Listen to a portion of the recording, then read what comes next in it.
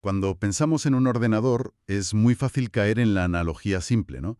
Es como un cerebro, la CPU, y una memoria de trabajo, la RAM.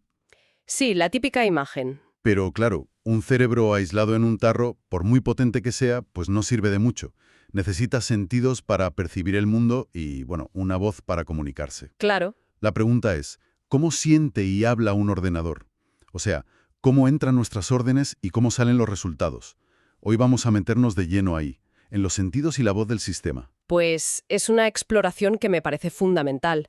Para prepararla hemos revisado fuentes muy distintas, desde el Boletín Oficial del Estado, que tiene temarios de certificación, hasta vídeos didácticos súper gráficos. Sí, muy visuales. Y todos, cada uno a su manera, señalan a una parte del sistema que a menudo, pues, pasamos por alto, pero es la que le da sentido a todo, el sistema de entrada y salida, el sistema de EES. Entendido. Nuestra misión hoy es entender qué es, pero sobre todo, por qué esa conversación constante con el mundo de fuera es la pieza que de verdad desbloquea toda la potencia que tiene la máquina por dentro. Vale, pues vamos a desgranarlo. Empecemos por lo más básico, la definición. Todas las fuentes vienen a decir lo mismo. El sistema de EES es el conjunto de componentes que permite al ordenador hablar con el exterior. El puente, vamos. Esa es la definición del libro, sí, y es perfecta. Pero lo interesante es que ese exterior es un concepto mucho más amplio de lo que solemos imaginar. Ah, sí, no tan a los usuarios, a nosotros, sino también a otros sistemas. Claro. Y eso es clave hoy en día.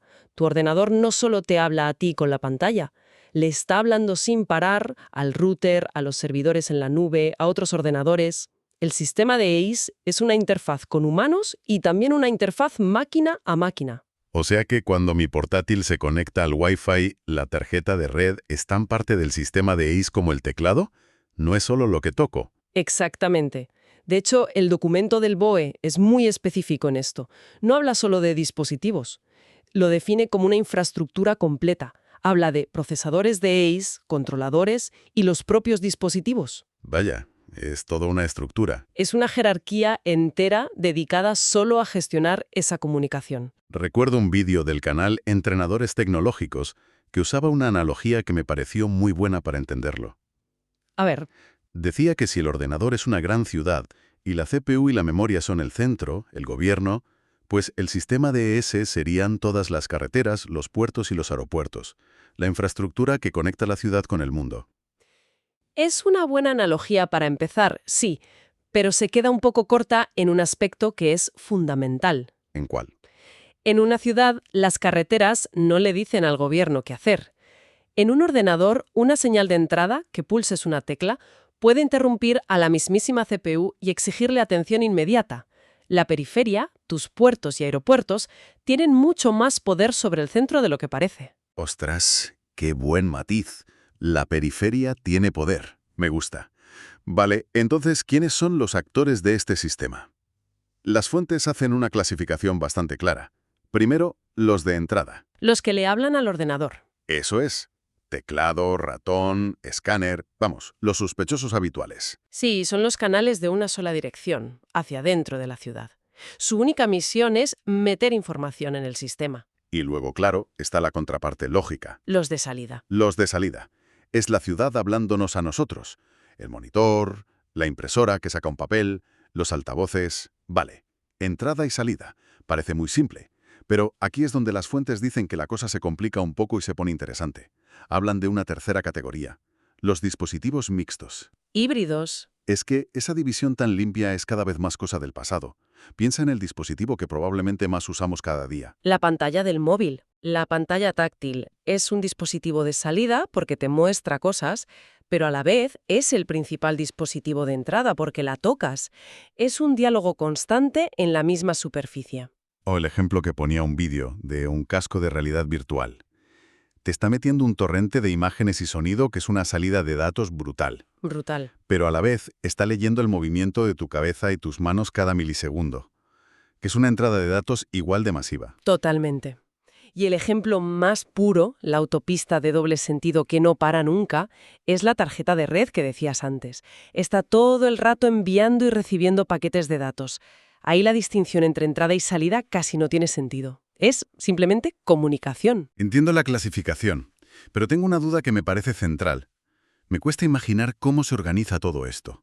A ver, un teclado es un cacharro mecánico, lento. Una persona pulsa teclas unas pocas veces por segundo. Sí, a nuestra velocidad humana. Y la CPU es un monstruo que funciona a miles de millones de ciclos por segundo. Viven en universos distintos. ¿Quién pone orden ahí para que se entiendan? Esa es la pregunta del millón. Y la respuesta es que no es un caos. Es un sistema de delegación súper sofisticado. Y aquí entra un componente clave que mencionaba el BOE, los controladores de periféricos. Vale. Piensa en un controlador como un microgestor especializado. La CPU es la directora general de la empresa. No quiere ni sabe hablar el idioma específico de una impresora HP Laser modelo X. Sería una locura. Claro, la directora no se va a poner a aprender el dialecto de cada fábrica. Exacto. Lo que hace es dar una orden genérica. Imprime este documento y se la da al controlador de la impresora. Y ese controlador, que es una mezcla de un chip y un software, el famoso driver, El driver, sí. es el que traduce esa orden en las señales eléctricas precisas que ese modelo de impresora entiende. Es el intérprete y el jefe de planta.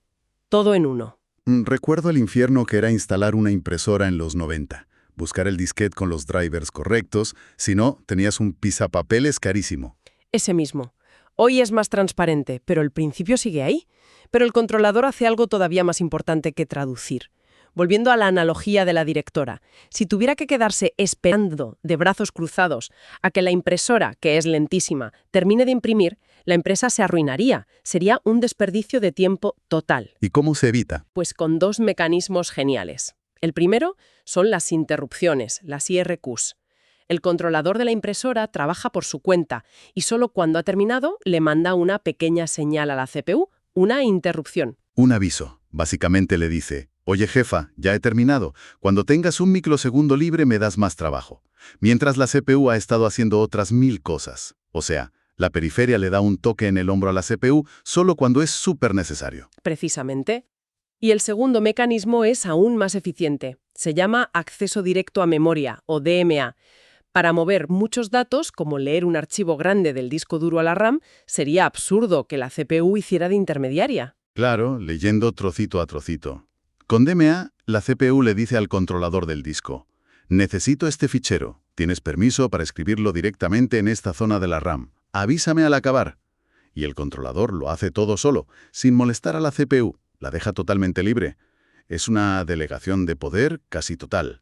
La CPU da la orden inicial y recibe la notificación final. Fascinante.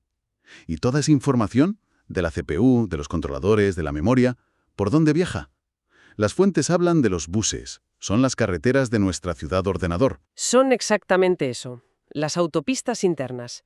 Y no es una sola, sino un sistema de varias. Un vídeo lo explicaba muy bien.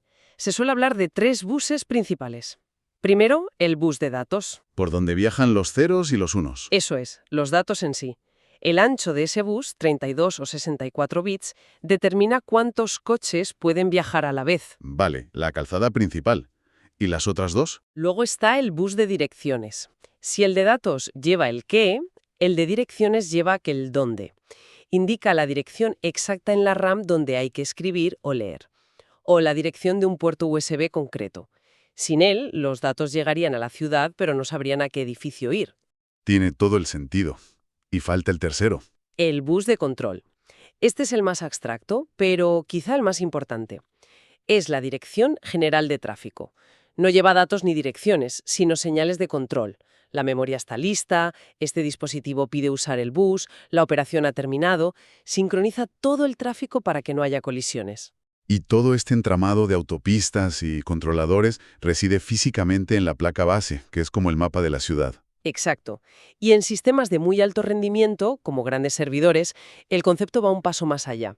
El BOE mencionaba los procesadores DES. Procesadores dedicados a esto. Son CPUs especializadas, cuya única misión es gestionar todo el tráfico de entrada y salida. Liberan por completo a la CPU principal, a la directora, para que se dedique solo a calcular. Es tener un ministerio de logística entero para que el gobierno se centre en la estrategia. Entendido. La estructura es sorprendentemente compleja, pero ¿esto funciona igual en todos los ordenadores? Las fuentes mencionan arquitecturas diferentes, como Harvard y von Neumann. ¿Afecta a cómo se gestiona la entrada y salida? Afecta, y muchísimo. El principio es universal, comunicar el núcleo con el exterior, pero el diseño de las autopistas cambia radicalmente. La arquitectura Harvard, como explicaba un vídeo, es muy interesante. Usa sistemas de buses completamente separados para los datos y para las instrucciones del programa. Un momento. Dos redes de autopistas independientes. Una para los materiales, los datos, y otra para las órdenes, las instrucciones. Esa es la idea. Permite que el procesador haga dos cosas a la vez. Mientras ejecuta una instrucción que necesita un dato de la memoria, a la vez puede ir buscando la siguiente instrucción por su propia autopista. No hay conflicto.